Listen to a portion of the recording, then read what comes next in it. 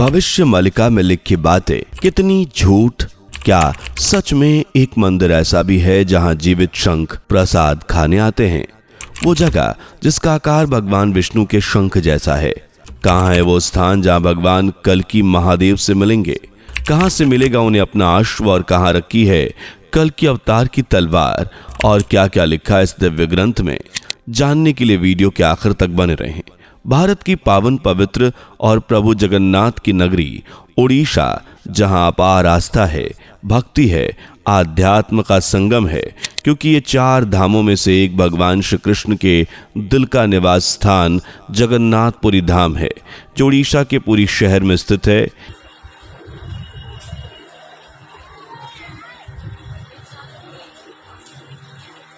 ये नज़ारा तो आपको याद ही होगा, बीते दिनों सोशल मीडिया पर यह पक्षी खूब वायरल हुआ था।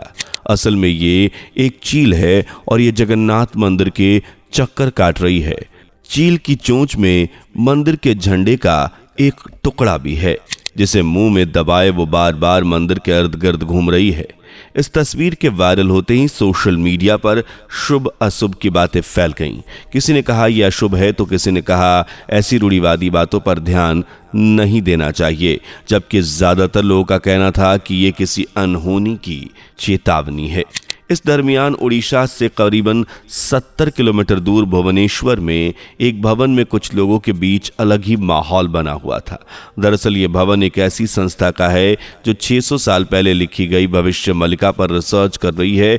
इससे जुड़ा हर शख्स ये दावा कर रहा है कि मलिका में लिखी गई एक एक बात सच है और इसमें अप्रैल 2025 को जगन्नाथ मंदिर के ऊपर दिखे पक्षी के बारे में भी पहले ही लिख दिया गया था। हालांकि ये पहली बार नहीं है, बल्कि सोशल मीडिया पर ऐसी तमाम वीडियोस, कंटेंट वायरल हैं जो भविष्य मलिका की भविष्यवाणियों के सच होने के दावे करते हैं। पर क्या ऐसा सच में है? ये समझने के लिए हमें मलिका और फिर से इसके लिए कुछ बातों को समझना होगा। पर सबसे पहले अगर आपने अभी तक चैनल को सब्सक्राइब नहीं किया तो फौरन कर दीजिए। भविष्य मलिका असल में ग्रंथ है जिसे भविष्य मलिका पुराण कहते हैं। इसे लिखने वाले थे स्वामी अच्युतानंद महाराज, जो आज से करीबन 600 वर्ष पूर्व 1782 में शक संवत में जन्मे थे। उनकी माता का नाम पद्मावती और पिता का नाम दीनबंधु खुटिया था। अच्युतानंद बचपन से ही आध्यात्म से गहरा लगाव रखते थे। उड़ीसा की पावन धरती पर जन्म लेने के कारण भगवान जगन्नाथ में उनकी अटूट आस्था थी। प्रभु जगन्नाथ को वो अपना स्वामी, गुरु, जीवनदाता सब कुछ मानते थे और उन्हीं के आशीर्वाद से संत अच्युतानंद को दिव्य शक्तियां प्राप्त हुईं, जिनमें से एक ऐसी शक्ति भी थी जिसकी मदद से वो भूत, वर्तमान और भविष्य के गर्भ में झांक कर देख सकते थे। वर्तमान और भविष्य के बीच में जो धुंध आम इंसान कभी हटा न सकता था, वो संत अच्युतानंद महाराज हटा चुके थे। उन्हीं के साथ 4 अन्य साथी भी थे, बलराम दास, जगन्नाथ दास, अनंत दास और यशवंत दास।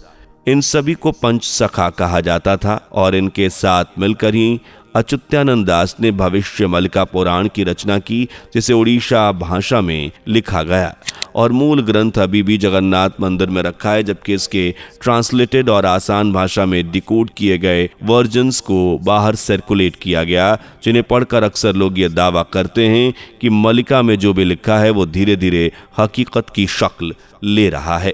और ऐसा है या नहीं, इसके लिए ज़रूरी है मलिका के एक एक अध्याय को बारीकी से पढ़ा जाए, उसे समझा जाए। और इसका अब अध्ययन हुआ तो कुछ ऐसी जानकारी सामने आई जिसे जानकर हर कोई हैरान था। दरअसल भविष्य मलिका में एक जगह विष्णु लोक का जिक्र मिलता है। मलिका के अनुसार इस जगह का आकार भगवान विष्णु के शंख जैसा होगा। वहाँ कुछ ऐसे सबूत, ऐसे साक्ष्य और ऐसी चीजें मिलेंगी जो हर युग के लोगों को चौंकाएंगी।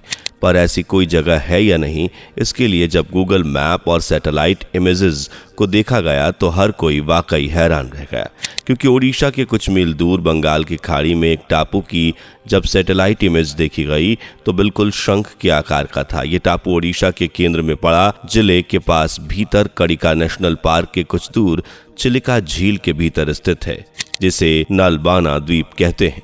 ऊपर से देखने पर यह शंख की आकार का नजर आता है, ठीक वैसा जैसे शंख जो भगवान विष्णु अपने हाथों में धारण करते हैं। और ये कोई आकृति नहीं है बल्कि चेतना, कॉन्शसनेस, शक्ति का प्रतीक है। साथ ही इस टापू से जुड़ी ये कहानी और लोगों की मान्यता को बेहद चमत्कारिक करती है।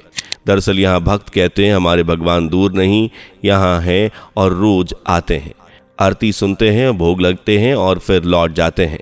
तो क्या सच में भगवान आते हैं? जवाब है नहीं, बल्कि उनके हाथ में रहने वाला शंख आता है, वो भी एक नहीं सैकड़ों की संख्या में। जी हाँ, सुनकर चौंक गए होंगे, लेकिन ये सच है। असल में टापू पर एक छोटा सा मंदिर है जिसमें भगवान जगन्नाथ, सुभद्रा और बलराम की मूर्ति को स्थापित किया गया है। हर शाम को मंदिर में आरती होती है जिसके लिए आसपास के लोग इकट्ठा भी होते हैं।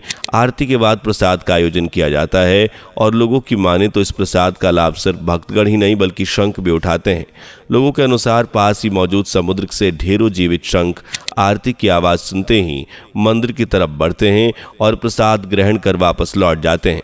सुबह, दोपहर या शाम आपको मंदिर या आसपास कोई हलचल महसूस नहीं होगी, लेकिन जैसे आरती की आवाज़ आएगी, प्रसाद की महक उठती है, शंख समुद्र से निकलकर मंदिर के आसपास, यहाँ तक कि मंदिर के अंदर आकर प्रसाद को भोग लगाते हैं और फिर वापस लौट जाते हैं। यकीन ना हो तो ये नज़ारा अपनी आंखों से देख लीजिए।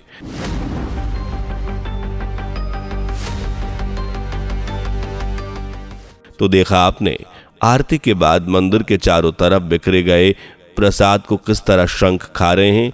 यह नज़ारा वाकई अद्भुत है।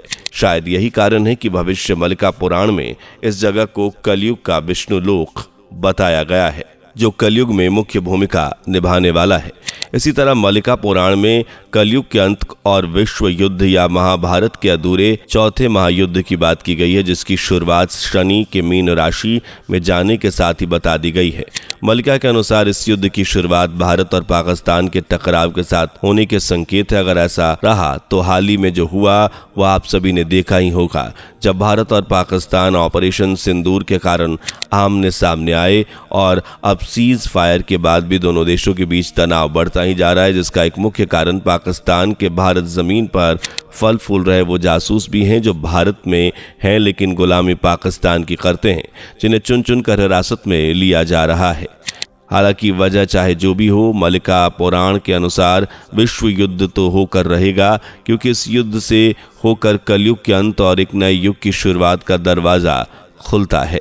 ये एक ऐसा दरवाज़ा होगा जिसके साक्षी स्वयं भगवान कल्कि बनेंगे, यानी भगवान विष्णु का आखिरी अवतार, जिसका जन्म संभल में होगा। और ये लगभग हर किसी को पता है, लेकिन मलिका के अनुसार भगवान कल्कि सफ़ेद देवदत्त घोड़े के नाम पर सवार होकर हाथ में दिव्य तलवार लिए प्रकट होंगे और दुष्टों का नाश करेंगे। उन्हें ये तलवार देने वाले कोई और नहीं बल्कि देवों के देव महादेव होंगे। पर महादेव और कल्कि अवतार का आमना सामना कहाँ होगा, ये बहुत कम लोग जानते हैं, पर यहाँ आपको इस सवाल का जवाब मिलने वाला है। दरअसल भविष्य मलिका पुराण के साथ साथ कल्कि पुराण में भी भगवान कल्कि से जुड़ी कई जानकारी लिखी गई है। कल्कि पुराण में एक श्लोक है, त्वम गरुणामिदम चाश्वम कामंगम बहुपीडम शुभेन च सर्वज्ञम मया दंता ग्रहाणा भो। अर्थात भगवान कल्कि को तलवार और सफ़ेद घोड़े देते हुए भगवान शिव कहते हैं, मेरे द्वारा दिए गए गरुण की आकृति वाले अस्त्र, इच्छानुसार रूप धारण करने वाले अश्व को ग्रहण करो। मलिका के अनुसार भगवान शिव और कल्कि अवतार का मिलन भगवान शिव की पावन धरती पर ही होगा। मलिका और आधुनिक गूगल मैप को जब कंपेयर किया गया तो पता चला कि यह जगह आंध्र प्रदेश के नांदयाल जिले में एक मंदिर में पड़ता है, यांगटी उमा माहेश्वर मंदिर। यह दिव्य और अलौकिक मंदिर है जहां भगवान शिव के वाहन नंदी महाराज की एक विशाल प्रतिमा है और लोगों का मानना है कि यह प्रतिमा हर 20 साल में 1 इंच बढ़ रही है। पहले ये प्रतिमा 4 पिलर्स के बीच स्थित थी, अब जिसके आसपास चक्कर भी आप लगा सकते थे, लेकिन अब ये प्रतिमा इतनी बड़ी हो चुकी है कि नंदी महाराज के चारों पिलर्स के बीच में फंसे हुए नजर आते हैं।